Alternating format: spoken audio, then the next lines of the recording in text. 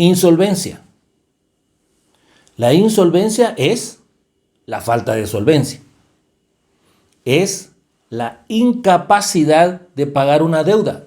Es decir, no tener la calidad, la cualidad, la condición, la capacidad, ni los medios para cumplir con la obligación de pagar, de satisfacer o de reintegrar lo que se le debe a otra persona. O simplemente no poder pagar lo adeudado. A quien se encuentra en estado de insolvencia se le llama insolvente. Sí, insolvente, que en realidad es más que una palabra. Es una expresión que declara incapacidad, falta de inteligencia, de sabiduría, de práctica, de experiencia, de habilidad y también cierto grado de desgracia y aún de vergüenza, dándolo a entender de modo preciso. La insolvencia puede ser técnica o puede ser real. Se habla de insolvencia técnica porque los pasivos son mayores que los activos y no se tiene liquidez para pagar lo que se debe en la forma o en el tiempo adecuado o estipulado. Pero estos activos son suficientes para pagar la deuda. Esta clase de insolvencia generalmente se resuelve por medio de la negociación. Y a esta clase de insolvencia también se le conoce como insolvencia parcial. Se habla de insolvencia real, cuando un deudor es totalmente incapaz de pagar su deuda. No tiene liquidez ni activos para cubrir el monto de lo que debe. Y a esta clase de insolvencia también se le conoce como insolvencia total. Pero la palabra insolvencia conlleva, además de un significado económico, un significado moral, que no solo se refiere a la manera como el deudor se conduce para enfrentar su situación de insolvencia económica ante sus acreedores, como por ejemplo, escondiéndose, mintiendo, engañando, sino que también en la manera como las personas se conducen en sus relaciones con los demás miembros de la sociedad, lo que da origen a expresiones tales como no tiene la solvencia moral para pedirlo, no tiene la solvencia moral para hacerlo, o no tiene la solvencia moral para decirlo. Es así como los jefes no tienen la solvencia moral para pedirle a sus subalternos que lleguen temprano a trabajar si ellos no lo hacen, que sean respetuosos si ellos no son respetuosos, que cumplan con sus obligaciones laborales si ellos no las cumplen, que sean limpios y ordenados en su trabajo si ellos no son limpios ni ordenados en el trabajo. Es así como los padres de familia no tienen la solvencia moral para pedirle a sus hijos que no hablen palabras de lenguaje soez si ellos lo hacen, que no mientan si ellos mismos lo hacen y le piden a sus hijos que mientan por ellos. Como por ejemplo, cuando llegan a cobrarle a la casa y el padre de familia le dice al hijo, decile que no estoy. Es así que los padres no pueden pedir que sus hijos no practiquen hábitos que perjudican su salud, como ingerir licor o fumar, si ellos lo hacen. A pedirles que sean limpios y ordenados si ellos no lo son, que sean responsables si ellos no lo son. Es así como en la relación entre esposos. El esposo no le puede pedir a la esposa que no le mienta si él lo hace y viceversa. La esposa no le puede ir al pedir al esposo fidelidad conyugal si ella no lo hace, o viceversa. El esposo no le puede pedir a la esposa que sea responsable y prudente en el manejo del dinero del hogar si él no es responsable con el manejo del dinero para cubrir las necesidades mínimas del hogar, entre otras cosas. Y así se pueden buscar y encontrar muchos ejemplos de insolvencia moral en los miembros de la sociedad en la que vivimos, como en los deportistas, en educadores, en periodistas, en profesionales, en comerciantes, en empresarios, en trabajadores, en empleados y funcionarios públicos, en religiosos, en políticos, entre otros, que no tienen la solvencia moral para pedir, para hacer o para decir algo. Es por eso que en el ámbito moral, la palabra insolvencia tiene una connotación aún más denigrante. Pues decir que una persona es moralmente insolvente significa que es incapaz de merecer respeto, fama, reputación o autoridad, porque carece totalmente de las cualidades morales que son dignas de respeto. La Biblia, la palabra de Dios, nos enseña que además todos los seres humanos, sin excepción, somos espiritualmente insolventes, cuando establece con absoluta claridad que no hay justo, ni aun uno, no hay quien entienda, que no hay quien busque a Dios, que todos se desviaron se hicieron inútiles. No hay quien haga lo bueno, no hay ni siquiera uno. En realidad, todos los seres humanos que han vivido, que vivimos y que vivirán sobre esta tierra, con la excepción de nuestro Señor Jesucristo, han estado, estamos y estarán en insolvencia espiritual. ¿Pero qué significa que no hay justo ni aun uno? Que no hay quien haga lo bueno, que no hay ni siquiera uno. Significa que todos los seres humanos estamos en condición absoluta de insolvencia espiritual, ya que no tenemos nada, absolutamente nada, que podamos entregarle ni parcial ni totalmente a Dios para pagar o satisfacer lo que se le debe por nuestras rebeliones, por nuestros pecados, por descarriarnos, por apartarnos por nuestros propios caminos, porque somos menesterosos espirituales. Tenemos esa deuda con Dios que no podemos pagar a pesar de todo lo que pudiésemos hacer, porque todo lo que pudiésemos hacer o hagamos para pagar y ser declarados justos delante de Dios son como trapos de inmundicia ante los ojos de Él. Entonces, un día maravilloso en nuestras vidas, alguien nos presentó la buena nueva de salvación en Cristo Jesús y experimentamos, aún sin saberlo, aún sin comprenderlo, la salvación como un regalo de Dios. La salvación totalmente por gracia, por fe y no por obras, para que nadie se gloríe. Y nos volvimos en fe solo al Señor Jesucristo para nuestra salvación, aceptando y declarando así en ese mismo momento nuestra condición de insolvencia espiritual absoluta.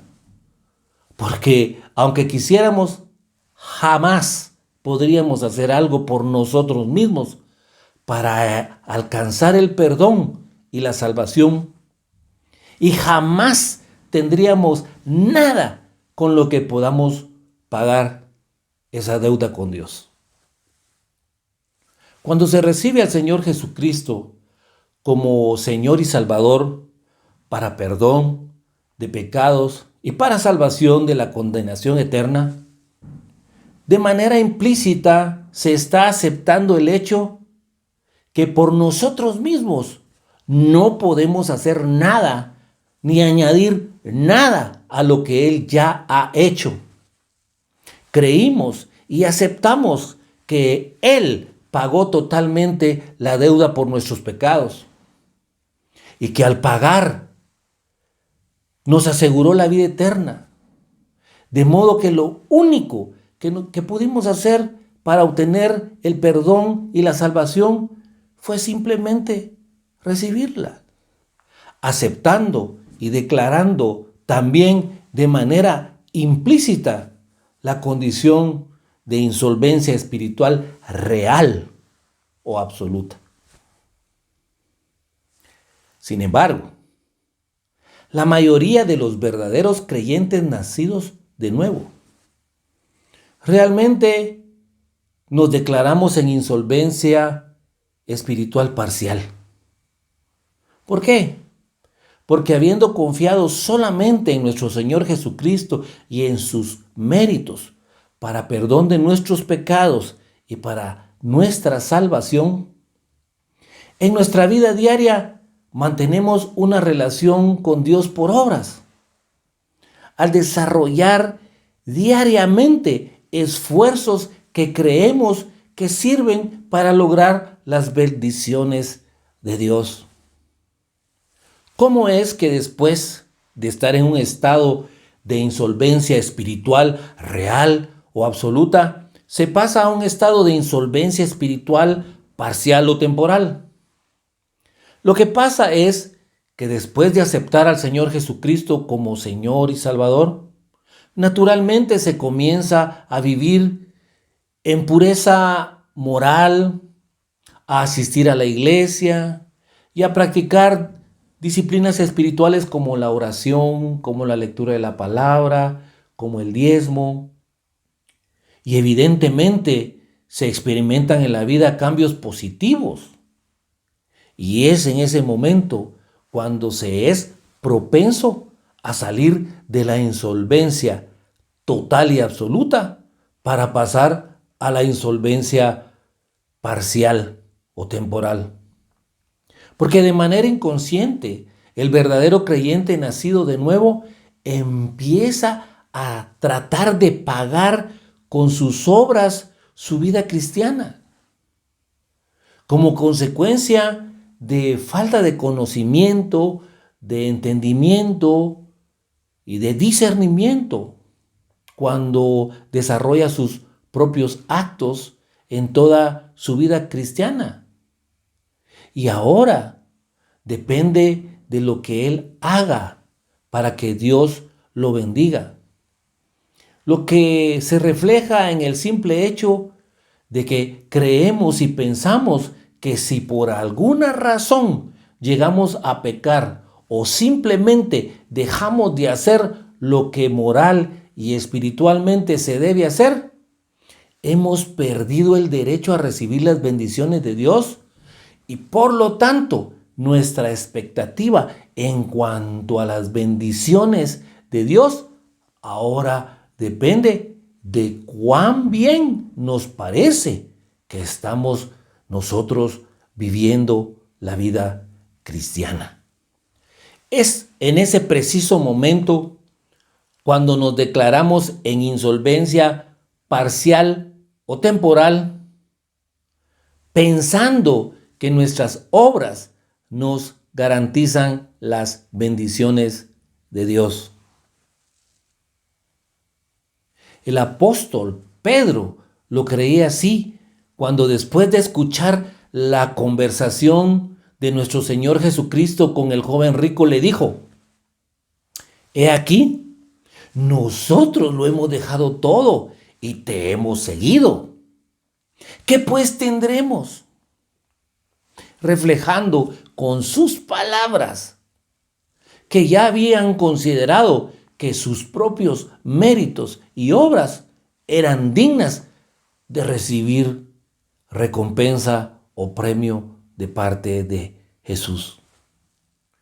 Esta misma actitud se refleja en la vida de un verdadero creyente nacido de nuevo cuando cree que asistir a la iglesia, leer y meditar en la palabra de Dios, orar, dar testimonio de su fe, diezmar, ofrendar, darán como resultado que terminemos de alguna manera creyendo que es mejor que hagamos todas esas cosas, porque de lo contrario, el Señor no nos bendecirá.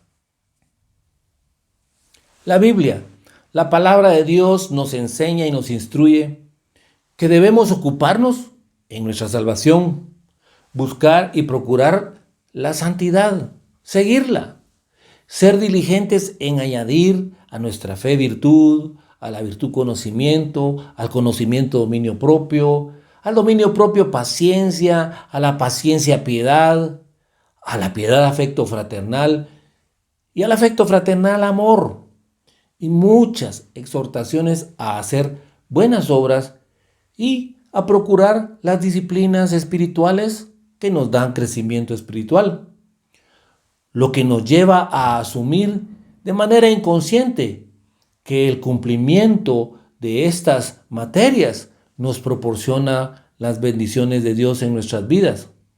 Sin embargo, nuestro Señor Jesucristo ya pagó todo, absolutamente todo. Él no solamente pagó por nuestro perdón, por el perdón de nuestros pecados, no solo pagó por nuestra salvación de la condenación eterna, sino que también pagó por toda bendición y toda respuesta a nuestras oraciones sin excepción alguna. La gracia de Dios y los méritos de nuestro Señor Jesucristo siempre van juntos en nuestra relación con Dios, porque no se puede experimentar la una sin la otra. La gracia de Dios está primero, porque fue por su gracia que Dios Padre envió a su Hijo unigénito a morir en nuestro lugar. Sin embargo, nuestra experiencia de la gracia de Dios solo es posible por la muerte expiatoria de nuestro Señor Jesucristo. El apóstol Pablo lo explica muy bien cuando le escribe a los Gálatas y les dice: y óiganme bien, porque esto es serio. Si cuentan con la circuncisión y con la obediencia a la ley para justificarse delante de Dios, Cristo no les sirve para nada. Repito, el que trate de ganar el favor de Dios circuncidándose tendrá que obedecer absolutamente todas las demás leyes o perecerá. Cristo no les sirve de nada si esperan justificando, guardando esas leyes. Habrán caído de la gracia de Dios. Es decir, que ya no estarán viviendo por gracia, sino estarán viviendo por obras. También, cuando Pablo le escribe a los Efesios y les dice que Dios es rico en misericordia por su gran amor con que nos amó, que aun estando nosotros muertos en pecados, nos dio vida juntamente con Cristo. Por gracia sois salvos. Y juntamente con Él nos resucitó y asimismo nos hizo sentar en los lugares celestiales con Cristo Jesús para mostrar en los siglos venideros las abundantes riquezas de su gracia en su bondad para con nosotros en Cristo Jesús. Dios es misericordioso, pero también justo en sentido absoluto.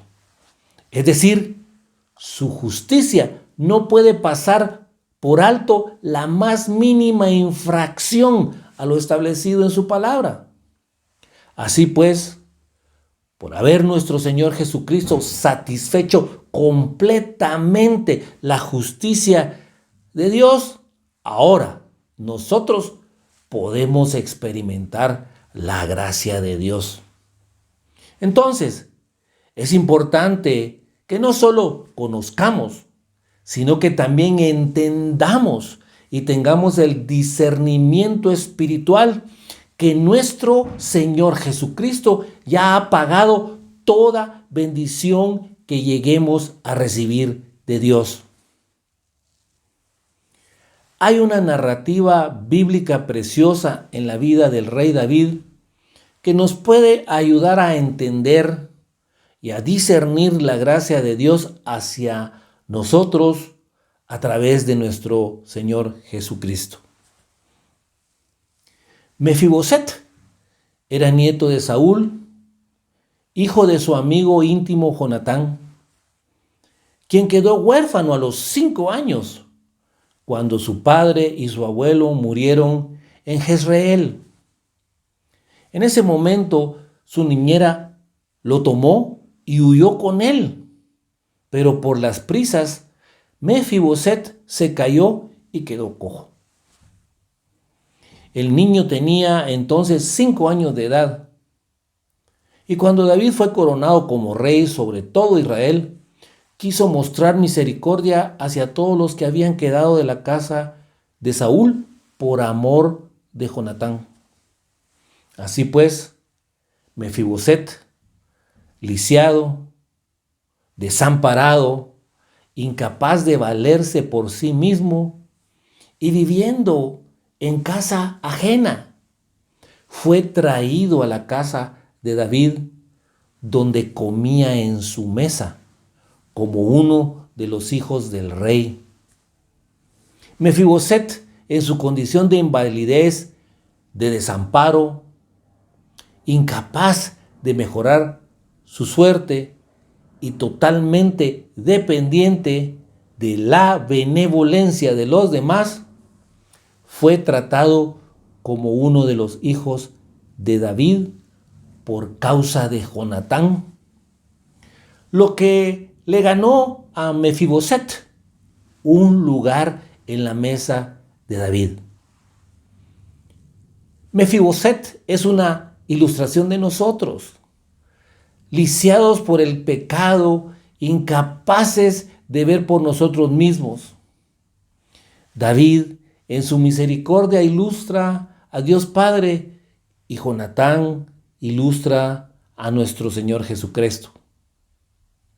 De la misma manera que Mefiboset fue elevado a un lugar en la mesa del rey por amor de Jonatán, nosotros somos elevados a la categoría de hijos de Dios por amor de nuestro Señor Jesucristo, lo que significa que estar sentado a la mesa del rey involucraba no solo el alimento diario, sino también otros privilegios. La salvación de Dios por amor de nuestro Señor Jesucristo nos da no solamente la salvación, sino todas las provisiones necesarias, no solo para la eternidad, sino también para esta vida presente. La Biblia menciona 4 veces que Mefiboset comía a la mesa del rey. En 3 dice que él siempre comía a la mesa del rey. Pero el relato comienza y concluye con la declaración que Mefiboset era lisiado de ambos pies. Mefiboset nunca superó su condición de lisiado. Él nunca pudo dejar la mesa por sus propios medios. Y tampoco nosotros.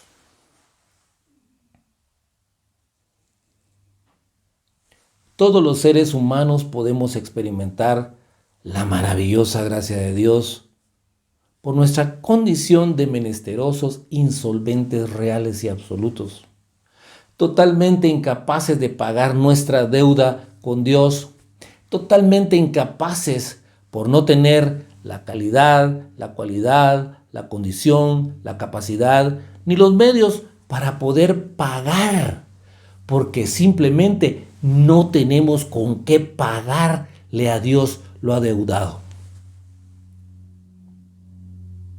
Sin embargo, a pesar de ser insolventes reales y absolutos, por los méritos de nuestro Señor Jesucristo, la deuda fue totalmente pagada. Fuimos perdonados de nuestra condición de pecadores. Nuestros pecados fueron perdonados.